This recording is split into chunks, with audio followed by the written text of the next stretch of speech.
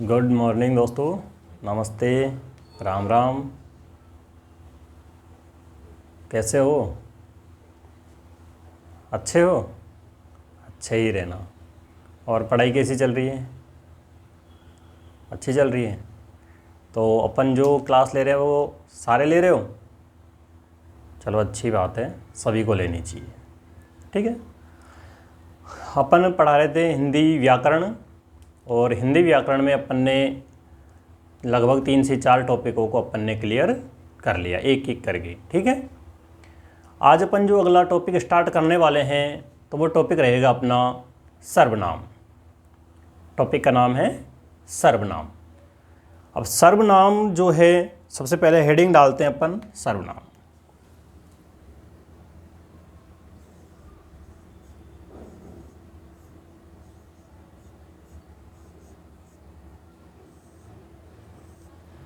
Topic कौन सा रहने वाला है? अपना सर्वनाम। ठीक है। सर्वनाम की बात करें अपन तो सर्वनाम की पहचान क्या होती है, परिभाषा क्या होती है, और ये कितने प्रकार का होता है, कौन सा सर्वनाम शब्द किस प्रकार के अंतर्गत आएगा, कौन सा किसके अंतर्गत आएगा, उन सबको अपन एक एक करते हुए और धीरे धीरे पढ़ते हुए आगे बढ़ेंगे। ठीक है। तो सबसे पहले अपन देखेंगे सर्वनाम की परिभाषा। ठीक है।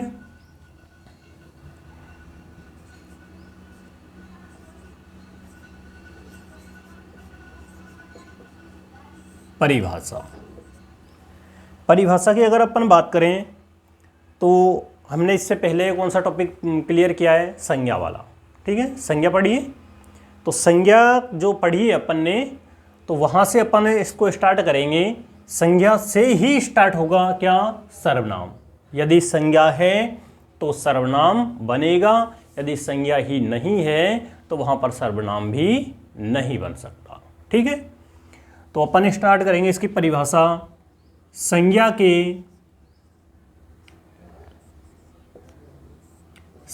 के स्थान पर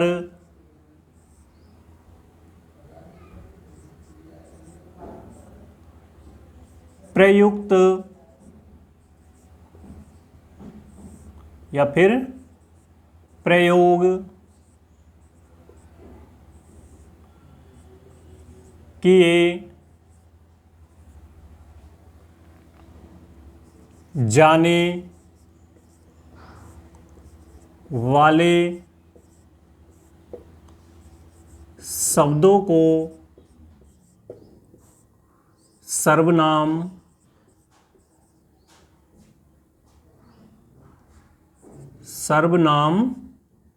कहते हैं। क्या कहते हैं? सर्वनाम कहते हैं। संज्ञा के स्थान पर प्रयोग किए जाने वाले शब्दों को सर्वनाम कहते हैं। ठीक है। अब अपन देखेंगे कि जो संज्ञा होती है उसके स्थान पर किस प्रकार से प्रयोग किए जाएंगे ये शब्द। इस संज्ञा जो होती है उसके स्थान पर, संज्ञा के स्थान पर सर्वनाम जो शब्द होते हैं उनको किस प्रकार से रखा जाएगा, किस प्रकार से उनको प्रयोग में लिया जाएगा। ठीक है। तो सबसे पहले देखेंगे अपन इसके कुछ उदाहरण। ठीक है। राम,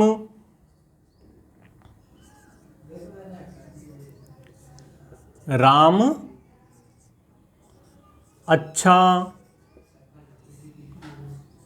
लड़का है।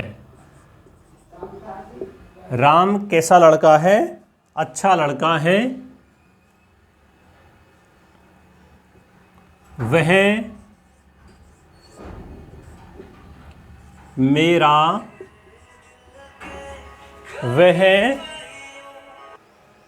राम अच्छा लड़का है और वह मेरा मित्र है। वह मेरा मित्र है। अब यहां पे देखो आप, राम कैसा लड़का है? अच्छा लड़का है। ठीक है। ये उसकी विशेषता हो गई। अच्छाई जो है वो किसकी विशेषता है? राम की विशेषता है। लेकिन अपन ने यहां पर जो वह शब्द रखा है, वह मेरा मित्र है, वह शब्द किसके लिए बोला है अपन ने? राम के लिए बोला है। अपन ने राम के लिए काम में लिया है कौन सा शब्द? वह, कि राम अच्छा लड़का है और वह मेरा मित्र है। कौन है मित्र? राम। किसका मित्र है? मेरा। तो राम के लिए अपन ने काम में कौन सा सर्वनाम काम में लिया है? वह। ठीक है, कि राम अच्छा लड़का है और वह मेरा मित्र है। इसी प्रकार से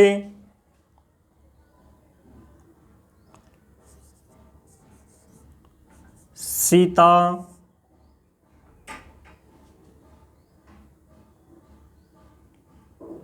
गांव से, नहीं, सीता गांव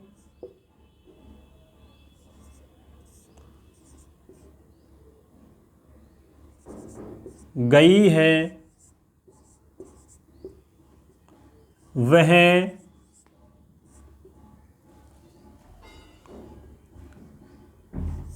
कल आएगी। अब यहां पे देखो, सीता गांव गई है, कोई लड़की है उसका नाम है सीता, और सीता कहाँ गई है? गांव गई है। वह कल आएगी, यानी कि जो सीता है वो गांव गई हुई है, तो वो कब आएगी? वो कल आएगी। किसके लिए लिया है अपन ने? वह सीता जो है, सीता के लिए अपन ने काम में लिया है वह, इधर राम के लिए वह, यानी कि राम अच्छा लड़का है और वह मेरा मित्र है। किसके लिए रखा है अपन ने? वह राम के लिए। ठीक है, सीता गांव गई है, वह कल आएगी। सीता जो गांव गई हुई है वो कब आएगी? वह कल आएगी। ठीक है, तो यहां पर नोट लगा के, नोट, यहां पर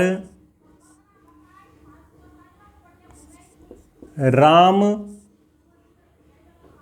व सीता के स्थान पर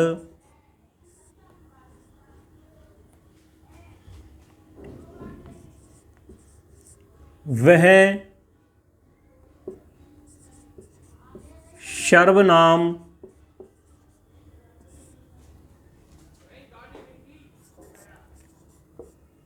प्रयोग में लिया गया है। भाई यहां पे अपन ने दोनों जो उदाहरण देखे उनमें एक तो हो गया पुल्लिंग का, दूसरा स्त्रीलिंग का। ठीक है, अपन ने इसमें देखा राम अच्छा लड़का है, वह कहाँ, वह कौन है? वह मेरा मित्र है। सीता गांव गई है, वह कल आएगी। सीता के लिए भी वह लिया है, राम के लिए भी वह काम में लिया है। तो यहां पर राम व सीता के स्थान पर वह सर्वनाम प्रयोग में लिया गया है। अपन ऐसे लिख देते यहां पे कि राम अच्छा लड़का है, राम मेरा मित्र है। तो बार बार में राम को जैसे अपन काम में लेते तो ये जो अपन वाक्य बना रहे थे वो वाक्य कुछ अच्छा नहीं लग रहा था बोलने में, तो अपन ने उसको अच्छा बनाने के लिए, वाक्य को अच्छा बोलने के लिए, अच्छा बनाने के लिए अपन ने यहाँ पे संज्ञा के स्थान पर क्या काम में लिया है? सर्वनाम को काम में लिया है। इससे क्या है कि वाक्य की शोभा बढ़ गई। ठीक है, अपन यहाँ पे बोलते कि राम अच्छा लड़का है, वह राम मेरा मित्र है, तो बार बार में राम को बोलना पड़ता, लेकिन अपन ने यहाँ पे राम जो लिखा है उसके स्थान पे अपन ने यहाँ पे क्या ले लिया? वह कि राम अच्छा लड़का है और वह मेरा मित्र है। इससे वाक्य कैसा हो गया अपना? बोलने में भी बहुत अच्छा लग रहा है वाक्य। ठीक है, सीता गांव गई है, वह कल आएगी। इसी प्रकार से अपन ने सीता के स्थान पर भी वह काम में लिया है। ठीक है, एक बार इसको नोट करो, फिर देखते हैं इसके प्रकार।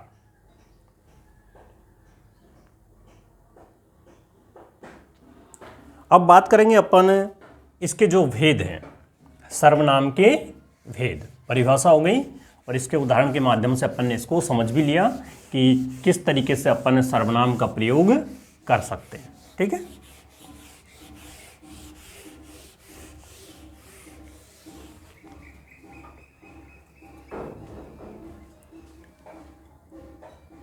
अब इसके भेद। ठीक है, भेद की अपन बात करें तो सर्वनाम जो है उसके कितने भेद होते हैं?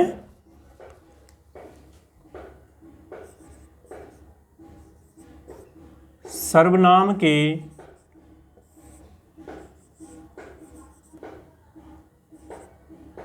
6 भेद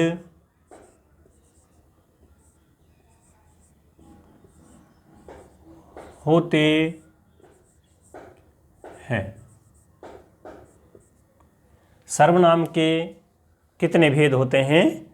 6 भेद होते हैं।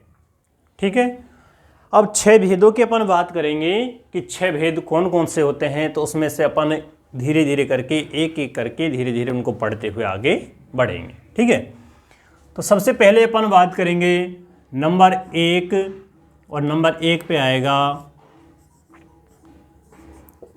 पुरुषवाचक सर्वनाम।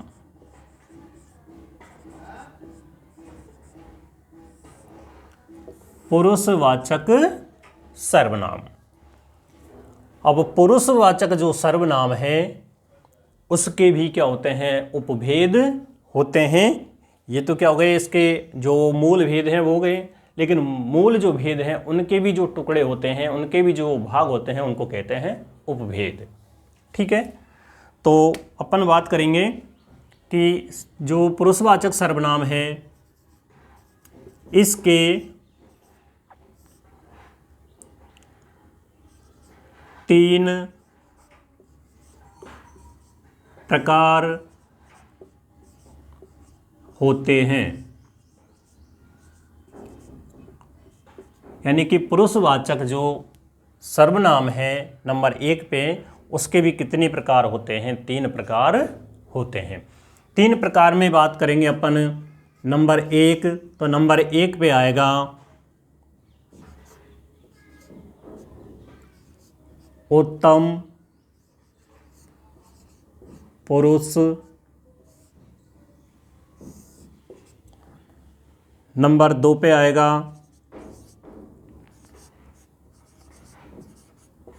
मध्यम पुरुष।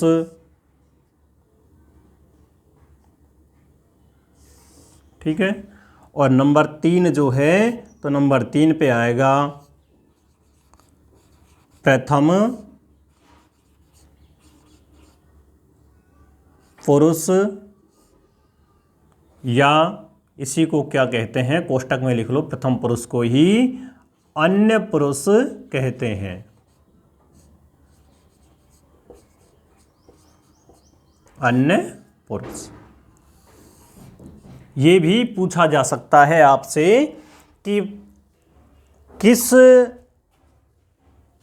जो अपना पुरुषवाचक सर्वनाम है उसमें कौन से पुरुष को अन्य पुरुष कहा जाता है। ठीक है, तो यहाँ पे ध्यान देना, प्रथम पुरुष को ही अन्य पुरुष कहा जाता है। अब उत्तम पुरुष की बात करें अपन, तो उत्तम पुरुष में कौन होता है? श्रोता। श्रोता नहीं, वक्ता।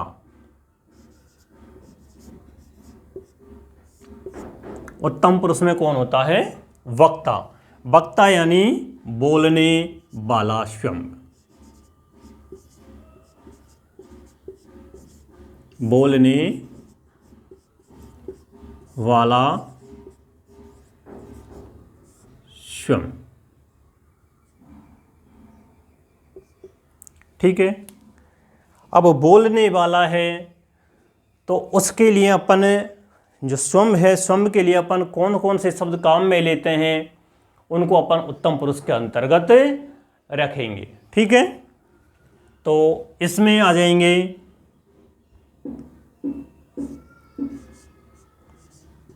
मैं, मेरा, मेरी,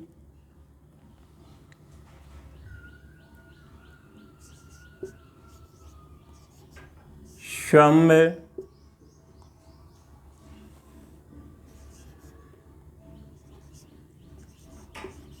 मुझे मुझे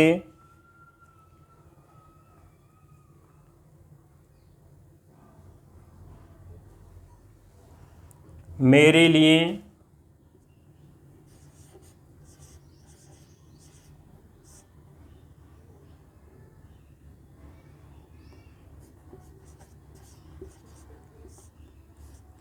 मेरे लिए आदि।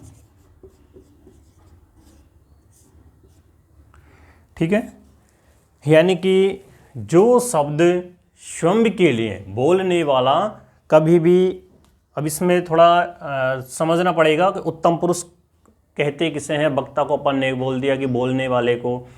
जो भी बोलने वाला है वो कभी भी अपने आप को गलत बताता है क्या? नहीं बताता। कैसा बताता है? सबसे श्रेष्ठ बताता है अपने आप को, सबसे श्रेष्ठ साबित करने की कोशिश करता है स्वयं को। ठीक है, सामने वाले में कोई ना कोई दोष निकाल देगा, लेकिन स्वयं में बिल्कुल भी, चाहे कितना ही दोष है, लेकिन स्वयं में कोई भी दोष नहीं बताएगा। स्वयं को बिल्कुल राजा हरिश्चंद्र बताएगा।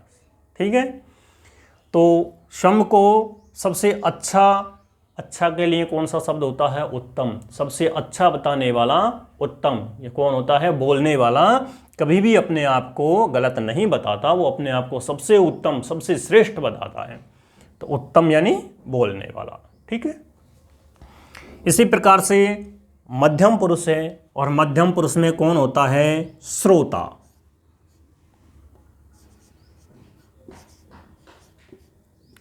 श्रोता यानी सुनने वाला। श्रोता यानी सुनने वाला। दो व्यक्ति बैठे हुए हैं, ठीक है, एक बोल रहा है, जैसे गुरु और शिष्य। तो गुरु जब बोलते हैं तो शिष्य क्या करता है? सुनता है। तो गुरु तो क्या हो गया? उत्तम पुरुष, भाई बोल रहा है गुरु उत्तम पुरुष, और सुन कौन रहा है? शिष्य। तो शिष्य क्या हुआ वहां पे? मध्यम पुरुष। ठीक है, यानी कि सुनने वाला क्या होता है? मध्यम पुरुष में आएगा। हमेशा सुनने वाला मध्यम पुरुष होता है।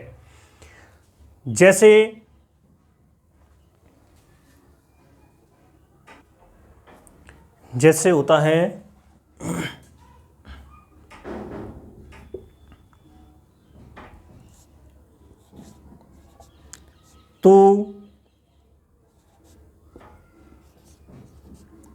तूने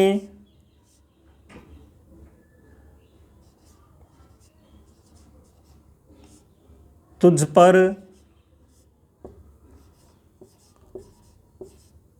तेरे लिए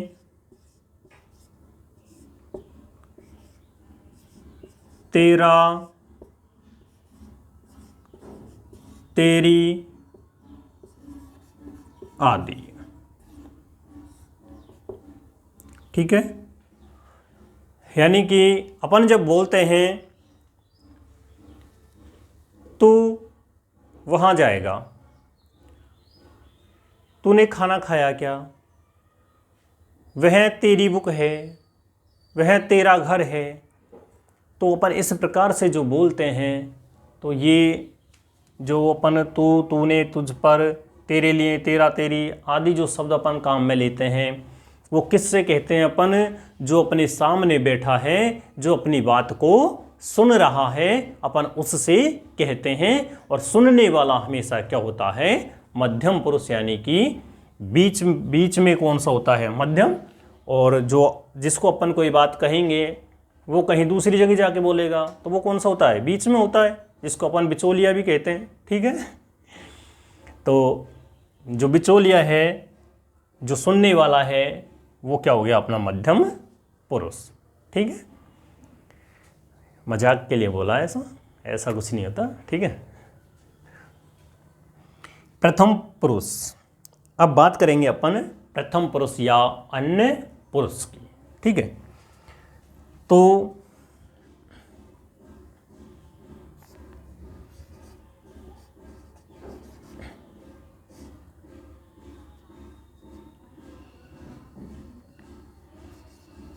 अन्य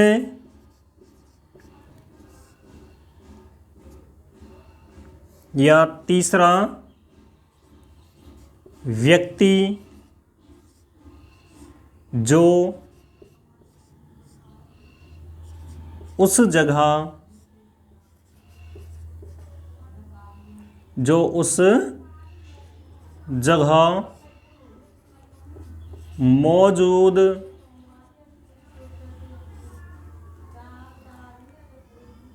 मौजूद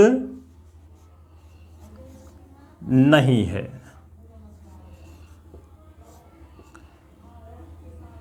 यानी कि जो भी कोई बात बोली जा रही है कि राम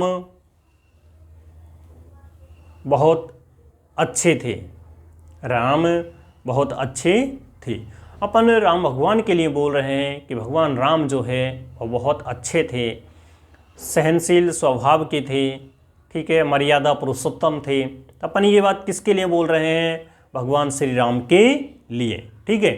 लेकिन अपनी बातों को वो तो नहीं सुन रहे, फिर वो तो अपने सामने यहाँ पर बैठे नहीं है कि वो अपने सामने बैठ करके सुन रहे हैं। लेकिन अपन किन के लिए बोल रहे हैं? जो अपने सामने नहीं है, जो अपने पास में नहीं है, उनके लिए बोल रहे हैं अपन। तो सुनने वाले कौन हो गए? आप। बोलने वाला मैं, तो मैं हो गया उत्तम पुरुष, आप हो गए मध्यम पुरुष। और जो भगवान राम के लिए अपन ने बात बोली है, तो भगवान राम क्या हो गए? अपने प्रथम पुरुष या फिर अन्य पुरुष, ठीक है। तो इसमें आएगा वह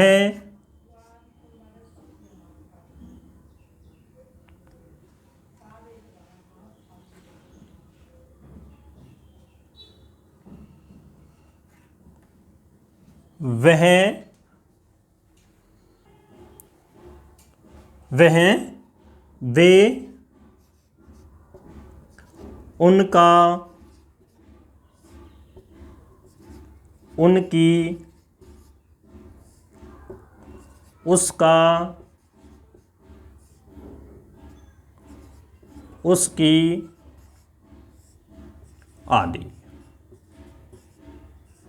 ठीक है। तो इस प्रकार के जो उदाहरण हैं, जो अपन किसी अन्य व्यक्ति के लिए, किसी तीसरे व्यक्ति के लिए काम में लेते हैं, जिन शब्दों को अपन किसी तीसरे व्यक्ति के लिए बोलते हैं, जो अपने सामने नहीं है, अपने पास में नहीं है, तो उनको क्या कहते हैं अपन? प्रथम पुरुष या अन्य पुरुष, ठीक है। एक बार इसको नोट करो।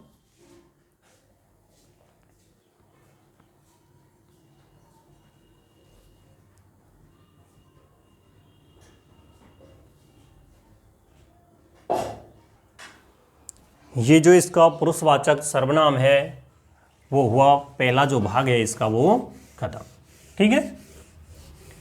अपन बात करेंगे इसका जो दूसरा भाग है उसकी, और दूसरे भाग में आएगा निश्चयवाचक। नंबर दो पे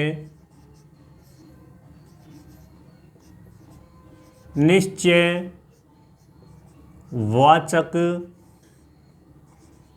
सर्वनाम।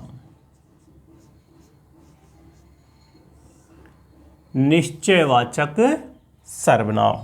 अब निश्चयवाचक यानी कि एक निश्चितता का बोध कराने वाले शब्दों को निश्चयवाचक सर्वनाम कहते हैं।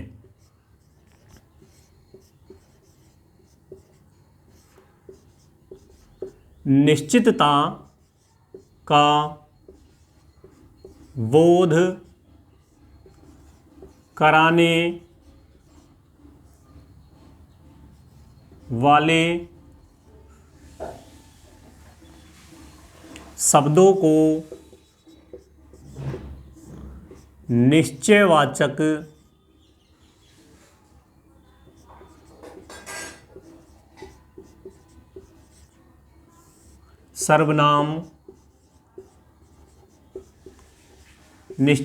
सर्वनाम कहते हैं। किनको कहते हैं? वे शब्द जो एक निश्चितता का बोध करवाते हैं, निश्चित वस्तु होने का, निश्चित व्यक्ति होने का, निश्चित स्थान होने का आदि का जो बोध करवाते हैं, उन शब्दों को अपन क्या कहते हैं? निश्चयवाचक सर्वनाम कहते हैं। जैसे अपन बात करेंगे इसकी, जैसे यह, वह,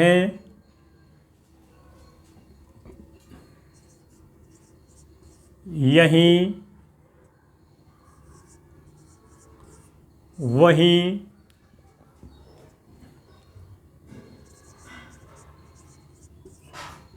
इन्हीं ने आदि, इन्हीं ने आदि। ठीक है, तो इस प्रकार के जो शब्द हैं वो क्या हो गए? अपने निश्चयवाचक सर्वनाम हो गए। यानी कि ये क्या है कि एक निश्चितता का बोध करवा रहे हैं, एक निश्चित व्यक्ति होने का। यह राम है। ठीक है भाई, अपन सामने वाले व्यक्ति से कहते हैं, जो उसको नहीं जानता उसके बारे में बोलते हैं अपन किसी अन्य व्यक्ति के लिए जो अपन को सामने दिखाई दे रहा है कि यह राम है, वह मोहन है, वह सीता है, वह राधा है, यही घर है जिसमें अपन पहले आए थे, या फिर यही मोहन का घर है,